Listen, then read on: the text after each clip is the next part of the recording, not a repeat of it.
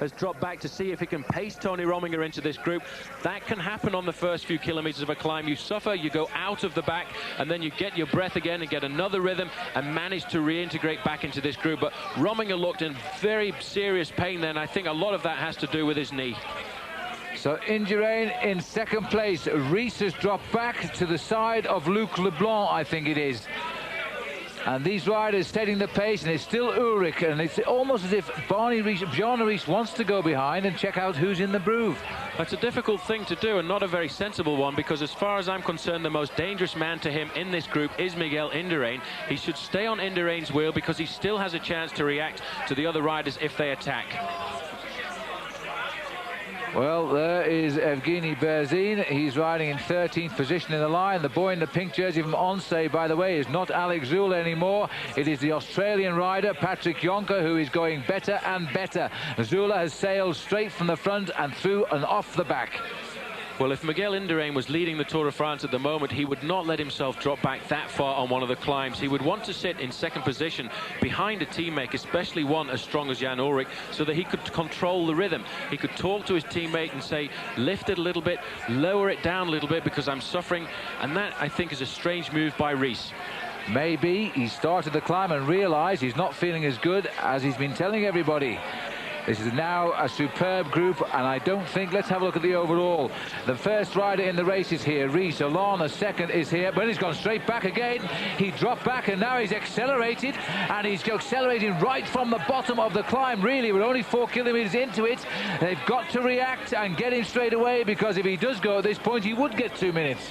We most certainly would, but that him. wasn't a very good attack, you know. He came from 4th or 5th position, and he just lifted the pace a little bit. I think that may well have been a psychological attack to just try and show his rivals that he's in good shape, and he may well not be. He may be going through a bad patch at the moment, and that was just to throw the gauntlet down a little bit, but it wasn't a super attack by Riis. But he keeps looking at the riders. He looks at Miguel Indurain. He really, I think, feels very confident here. Now it's another attack and a fast acceleration too. Miguel Indurain gets his wheel, followed by Laurent Dufaux, and these the three riders. Virenque comes straight up. Leblanc is up there. So too is Pipoli. And in fact, the whole group reacting very well. Berzin looks a little bit suspect. He's on the tail end of the whip. This is a very dangerous thing for Riis to do, because what he will do is open himself up to a counter-attack if ever he puts himself into difficulty. But what I think he's trying to do is actually get rid of Berzin, and Berzin, as we speak, has gone out of the back at the moment, 40 or 50 metres back. Berzin is the furthest back of the line. Bjarne Riis is throwing it down to them. He's saying, if you want to win the Tour, you have got to take it from me. There is little Evgeny Berzin, just trying to keep that lead group in the picture. But if he gets one more acceleration like that from Bjarne Riis, then he will be left. But I think, again, Riis has slowed right down. It's a very strange thing to do. He does open himself up to a counter-attack. Dufaux moving up on the outside there. And another rider he's already got rid of, I think, is Abraham Alana, because I think that last acceleration got rid of him. Riis goes up again. He's the next one. Here's the next one. He has gone again. This is the third time that Riis has gone. We think he's shaken out the second and third rider overall in this race with his 2 previous attacks, and now he's going for a third time. It's almost as if he goes back and takes a look at who he's hurt. Definitely, that was an incredible attack, and he realizes this is the kind of thing that will put Miguel Indurain under pressure. He can't respond to attacks, he can't lift his pace, he can only ride at one rhythm, and now Indurain has to get into a rhythm and try and come back to the yellow jersey of Bjarne Riis. Well, Bjarne Riis has been confident. He told his team back in November he'd win the Tour de France, but my goodness me, he's ridden so well this time, and now he's looking around as if to see where he's going to next, and he's just keeping the pace nice and steady. There are now only 3 riders with him. Second in line is Luc Leblanc, followed by Laurent Dufaux, and in 4th place, the man leading the King of the Mountains competition at the moment, Richard Virenque. But Virenque really seems to be suffering, and Bjarne Riis really has opened up a gap. Well, Ulrich, not surprisingly, is gone.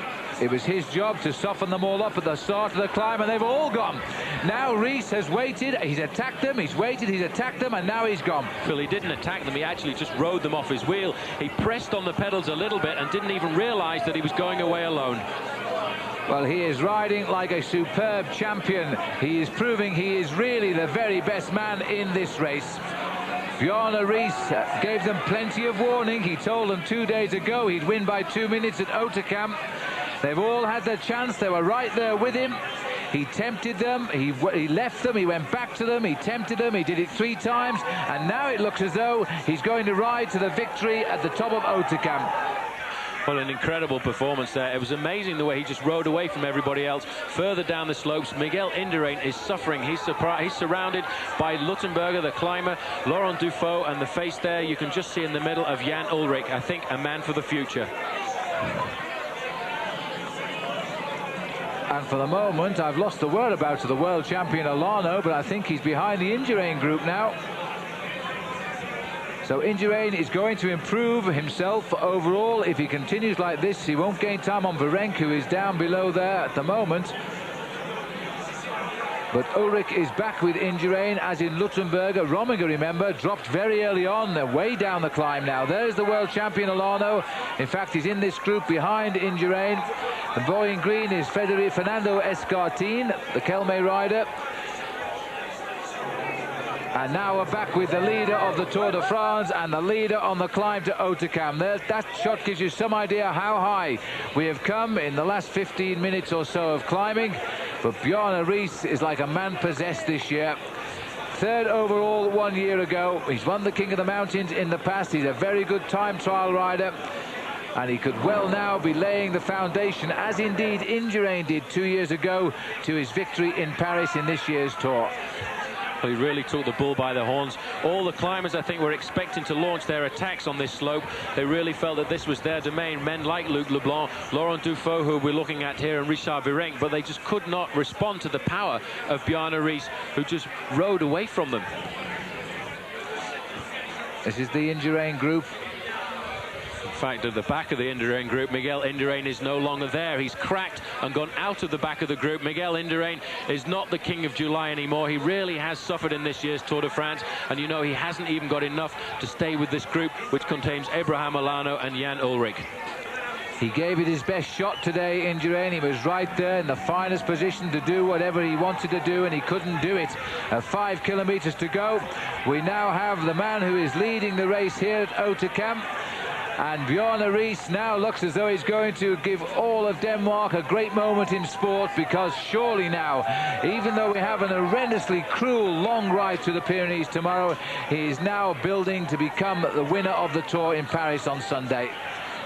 Amazing to see this man go uphill. He's never a rider that you'd thought of as a great climber, but he just seems to go stronger and stronger. A long way down the climb, though. Tony Rominger has recovered a little bit, and in fact, he's ridden up to Miguel Indurain. And I wonder what Rominger thinks when he sees Indurain here, the man he thought he was going to take on and beat in the Tour de France, and both of them now are in trouble. And Rominger purposefully goes by him by accelerating and not even offer him a wheel to help him up the mountain. He doesn't want him sat in behind him. He now wants to gain time over Indurain. So Tony Rominger goes past Miguel Indurain, who could well, you know, fall away from 8th overall, because Laurent Dufaux, Fernando Escartin are both behind Indurain overall and ahead of him on the climb today.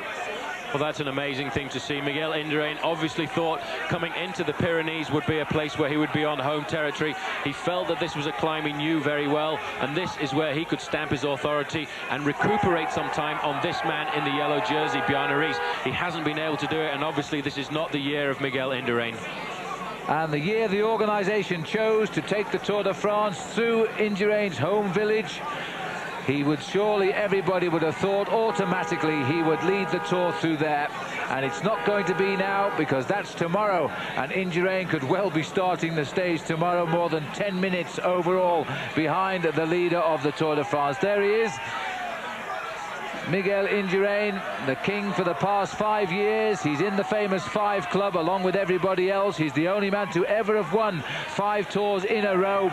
But to be just that one more and be the only member of the 6 club, that's not going to be. Bjarne Riis continues to set his pace. 28 seconds his gap by the standards he has set. That won't be enough for him, I don't think. He'll continue as best he can. This is the little group which is settling in behind him. Virenque is 71, 74 is Dufault, 111 here is Luc Leblanc, and the rider on the right, 166, is Leonardo Pippoli. Bjarne Riis, though, can see the finish if he looks to his right. It zigzags right the way over that little hill there. Riis now using all the power that he's got. He's got to keep a tempo going now, because he's the man that's decided he's going to open the race up. He's gone out alone a long way from the summit of this climb. He attacked with about 7 kilometers remaining, and he's got to ride this the same way as he rode the time trial to Val d'Isère, and the same way as he rode the mountain finish to Sestriere as well. He's got to ride alone, use his own tempo, and keep his speed up without losing anything at all. Rominger has made a great recovery here, because he's actually coming back up to the group that contains his teammate Abraham Olano, Escartin, and I think 1 or 2 others. Well, the pace was too hot for Rominger at the bottom, and they shed him, but they've all slowed down that little tad, and now Rominger has kept up his tempo, and he has done a great ride, inspired no doubt by the fact that he is seeing Indurain lose quite a lot of time today, not just to the leader on the road, Riis, but also to Rominger as well. So almost a minute, and the steep part of the climb will continue. Steady on, watch out for those cars, Bjarne. As he now heads up towards the finish, he'll very shortly see the kite in the sky. This is the chase group. The support there from the Festina car for his 2 men, Laurent Dufault and Richard Virenque. And they're telling him the situation behind, that Indurain has cracked. You can build time, you can improve on your 7th place overall, Virenque. And that is what the manager is saying, because there's also gone from here is Ulrich in 5th, Rominger and Evgeny Berzin and Abraham Olano. So Richard Virenque could be climbing to a podium place here. He very well could be. The group here we're looking at of Tony Rominger, Abraham Olano, they're more than 1 minute and 40 seconds behind the leading man there, Bjarne Riis, on the climb. But what a ride the man in the pink there has done, Jan Ullrich. He worked as a slave to Bjarne Riis on the early slopes of this climb, and he's still recovered to stay with this group of big, serious challengers. Laurent Brochard and Pyotr Ugrimov were the other 2 riders in that chase group. Strong men all. Ugrimov we've hardly seen, yet he holds on to 11th place overall. And so the top 12, well, the absence of Bo Hamburger, but 13 of the top 12 riders we've all seen in the action here in the showdown on Hautacam. There'll be a reshaping, though, of the top 12 positions. Look at this crowd now as he goes under the 1 kilometer to go banner on Hautacam. This is nothing compared to the day we have tomorrow, because we go right across the Pyrenees on the longest stage of the race, and let's hope he hasn't used up too much energy today. I think he'll be riding on elation tomorrow, because the man is flying up the last kilometre at the moment. It's strange to see he's on the bottom part of his handlebars there, using all the power of his upper body as well as that of his legs to keep his machine going at the moment. A little bit of a problem with the gear there. He looks down to make sure he's in the right one, but Bjarne Riis is really riding into history this afternoon. Well, the latest time checks, Berzin is now 3 minutes behind, and remember, he started today 3rd overall, 1:08 off the yellow jersey. He's lost 3 minutes on this climb.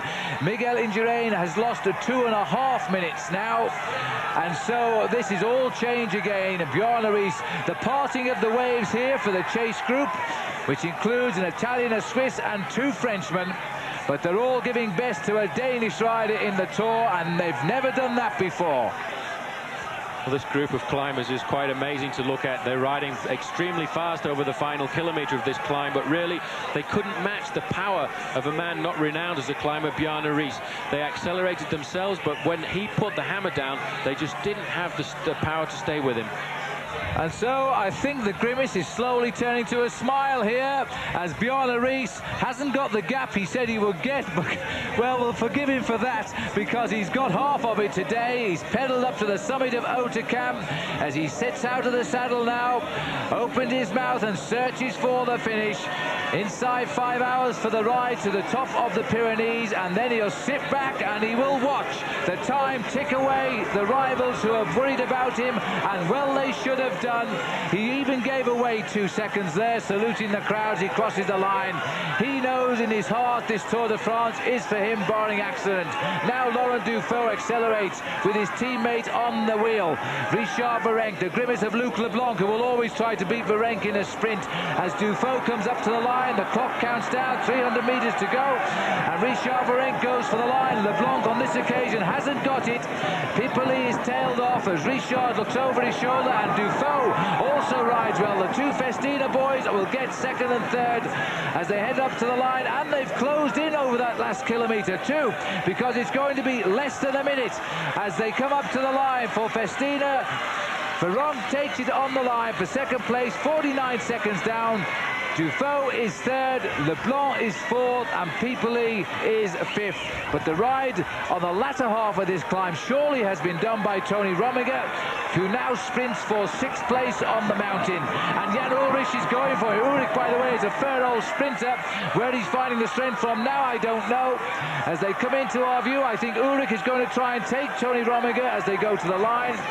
But Rominger, like everybody else, has lost big time today. As Ullrich looks over to see where Poiter Ugrimov is, not too worried. Rominger, Ullrich, Ugrimov over the line. Escartine coming in. He comes over the line too, and he's ahead of Abraham Olano, who was second overall. Here's the face of the man who has been the king of the Tour de France since 1991. On his 32nd birthday today, he looks around, he's alone, he's a lonely man. Miguel Indurain knows now there'll be no yellow jersey when he goes to Pamplona tomorrow. There might never be another yellow jersey for him in any Tour de France. Because today, he can't blame the weather. It's warm and sunny. Last time it was cold. Today he simply wasn't good enough. Miguel Indurain, he was 4 minutes and 38 seconds down at the start. He's now 7 minutes and 16 seconds down by my calculations at the finish. Well, he lived up to his promise. Bjarne Riis wins at Hautacam, finishing 49 seconds ahead of Richard Virenque and Laurent Dufaux. Tony Rominger raced back into the picture. He finished 6th. Abraham Olano, the world champion, was 11th, but 1 minute 46 seconds behind. Miguel Indurain, he lost another 2 minutes and 28 seconds today. The Russian Evgeny Berzin, he was even worse. He lost 2 minutes 59. And a tough ascent too for Alex Zülle. He lost the best part of 8 minutes. And Chris Boardman, well, he climbed better than most, and he finished just over 9 minutes behind.